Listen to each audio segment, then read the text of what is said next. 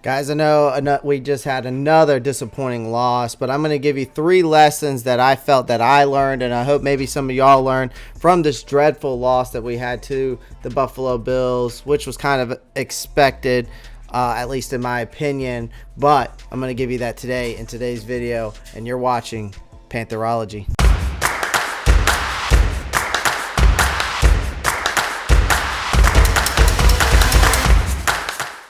What is going on, guys? Welcome to today's video.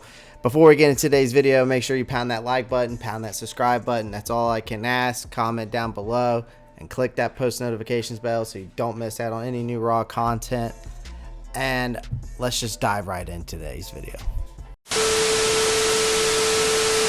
Now, the Carolina Panthers Week 15 defeat to those Buffalo Bills was not unexpected, at least in my opinion, like I said earlier, but it was still a difficult pill to chew for the Panther supporters, especially me. Now, despite Matt Rule's decision to go with Cam Newton at quarterback, the passing game produced similar outcomes as we've seen in the past these past other games.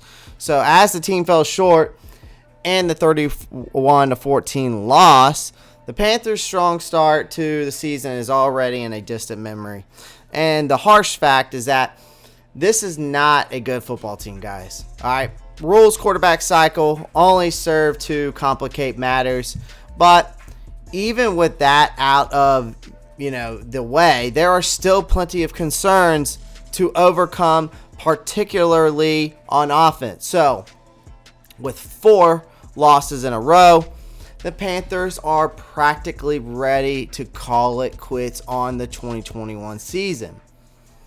But they'll try to find some positives in the remaining few weeks.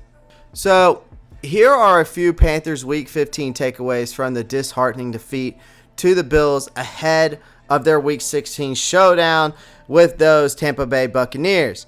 Now, the first things first that I learned is that the Carolina's quarterback dilemma will not be resolved until this offensive line is improved. Now, I know some of y'all might disagree with me, but I honestly believe that. And say what you want about Cam Newton's performance in the air on Sunday. It wasn't terrific, okay, guys? But the offensive line deserves a lot of the responsibility for leaving that veteran quarterback out to dry. I'm sorry. Newton had a few throws that were deflected at the line and was under constant pressure from the Buffalo's defenders.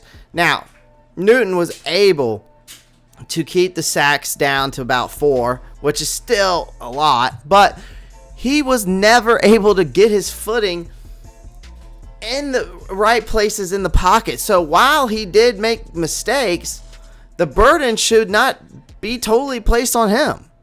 And if we're being completely honest here, as I always am, no quarterback could thrive with an offensive line composed of rotating doors, and that's what it is.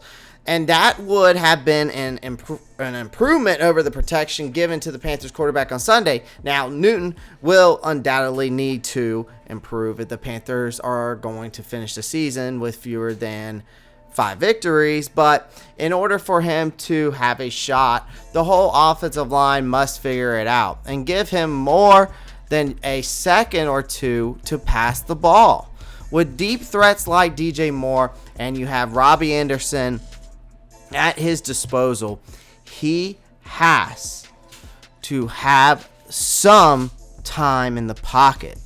Now, another lesson I learned from this game is that Cam Newton is the team's leading rusher without CMC. All right.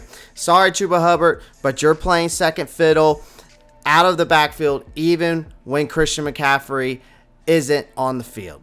So, on Sunday, Newton was by much the star of Carolina's running offense. He had 15 carries for 71 yards and a score.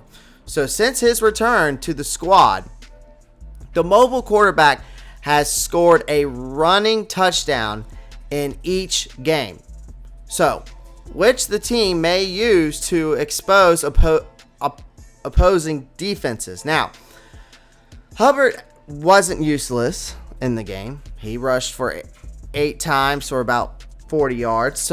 But Rule believed the ball would be better off in Newton's hands, where he could use the variety that made him one of the most fascinating players in football during his heyday.